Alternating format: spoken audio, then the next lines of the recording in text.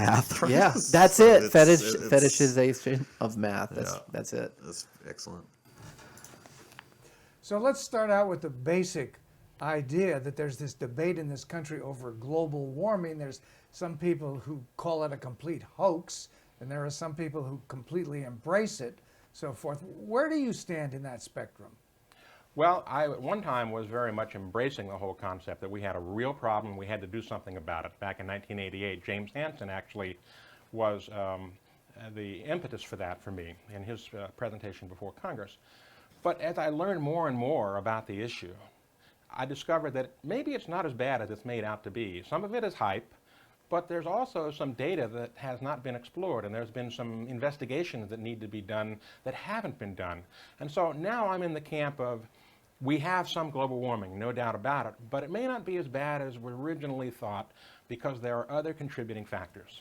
What bothers you most about the arguments that there is serious global warming? They want to change policy, they want to apply taxes, and these kinds of things may not be the actual solution for making a change to our society. What are you saying, that they're biased essentially, or motivated by something else? What? There's a term that was used to describe this. It's called noble cause corruption. And actually, I was a victim of that at one time, where you're so fervent in your belief that you have to do something. You're saving the planet, you're making a difference, you're making things better, that you're so focused on this goal of fixing it or changing that you kind of forget to look along the path to make sure that you haven't missed some things. I started looking into the idea that weather stations have been slowly encroached upon by urbanization and siting issues over the last century, meaning that our urbanization affected the temperature. And this was something that was very clear if you looked at the temperature records. But what wasn't clear is how it affected the trend of temperatures. And so that's been something that I've been investigating. Anyone who's ever stood next to a building in the summertime at night, a brick building that's been out in the summer sun, if you stand next to it at night, you can feel the heat radiating off of it. That's a heat sink effect. And over the last 100 years, our country, in fact the world, has changed. We've gone from having mostly a rural agrarian society to one that is more urban and city-based. And as a result, the infrastructure has increased. We've got more freeways, more airports, we've got more buildings, more streets, all these things. Those are all heat sinks. During the day, solar insolation hits these objects and these surfaces, and it stores heat in these objects. At night, it releases that heat. Now, if you are measuring temperature in a city that went from having maybe 10% of non-permeable surface to maybe 90% over 100 years, that's a heat sink effect, and that should show up in the records. The problem is that it's been such a slow, subtle change over the last 100 years. It's not easy to detect, and that's been the challenge, and that's what I've been working on. Essentially, you're saying that the records they're using for documenting the temperature at any given time aren't exactly accurate? I'm saying that the data might be biased by these influences to a percentage. Yes, we have some global warming. It's clear the temperature has gone up in the last 100 years. But what percentage of that is from carbon dioxide, and what percentage of that is from changes in the local and measurement environment? I'm going to go back to what we were talking about a little bit earlier. You say that there are people invested in promoting the concern about global warming. Is there a lot of money involved? Well, global warming has become essentially a business in its own right. There are NGOs, there are organizations, there are whole divisions of universities that are set up to study this factor. And so there's lots of money involved. And so I think that there's a tendency to want to keep that going and not really look at what might be different. Dr. Muller at the University of California at Berkeley had similar concerns, went back and looked at the data, took much more data than anybody else had, and concluded, well, maybe there were some problems, but basically the conclusions were right. There is global warming, and it comes from carbon dioxide, which is made by man. Do you buy that? Unfortunately, he has not succeeded in terms of how science views, a successful inquiry. His papers have not passed peer review. They had some problems.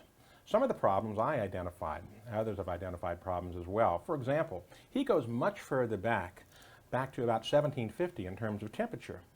Well, from my own studies, I know that temperature really wasn't validated and homogenized, where everything was measured the same way, until the Weather Bureau came into being about in 1890.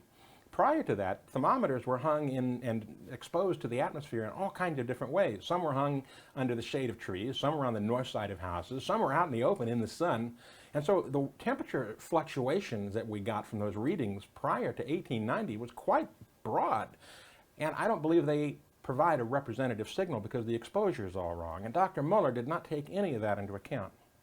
His conclusion, though, is that basically global warming exists and that the scientists, no matter what the problems were pretty much right on.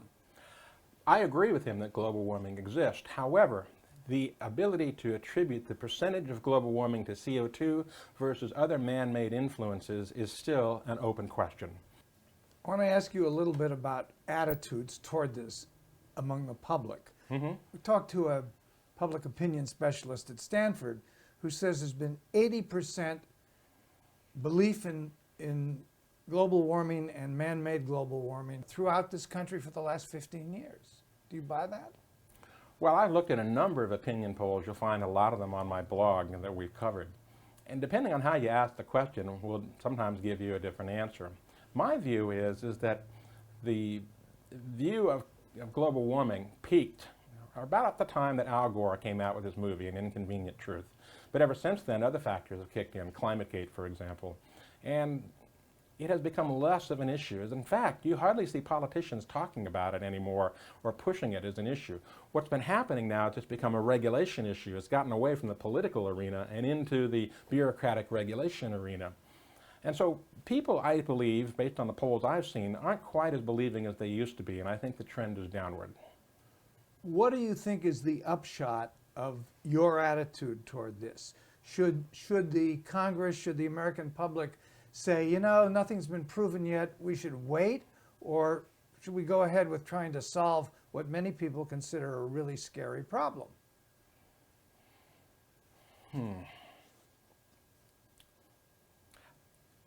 You mentioned a really scary problem, and I think that's part of the issues. Some people don't respond well to scare tactics, and there have been some scare tactics used by some of the proponents on the other side of the issue. And that's where the overselling of it comes in. But this is a slow problem, and it requires a slow solution, I believe. For example, our infrastructure for electricity and so forth and highways didn't happen in 5 years or 10 years. It happened over a century. We can't just rip all that up or change it in the space of 5, 10, or 15 years because it'll be catastrophic to our economy. We need a slow change solution, one that is a solution that changes over time at about the same rate as climate change. More efficient technology. So we're joking. We're watching this in the CNN studio, and I said, this is a guy who can probably frame his own doghouse. Mm-hmm. You're like, he's a practical guy. Here he is, just looking at the situation, right? Zetetically, like you said, and he must be so frustrated. Well, because on the one hand, he has to kind of maintain his career, so he just cannot question the fundamental premises of global warming. He's not going to go there. But the fact that he's able to completely devastate and rip apart the foundational methodologies, even though he's accepting the premises, is still on the right path. Totally. So I think that his discussion of measurement indexes being homogenized only as late as 1890, and that this whole NASA gobbledygook of we've got accurate ways of determining temperature from 800,000 years ago. Like, no, you don't. Yeah, but this is a guy who, he's got a lot of field experience. He's got some gray hairs. He's been on the ground, and he's seen the rollout of this. He's been around for that as an adult, right? And he's seen it get more and more radical. He talks about the overselling of it. And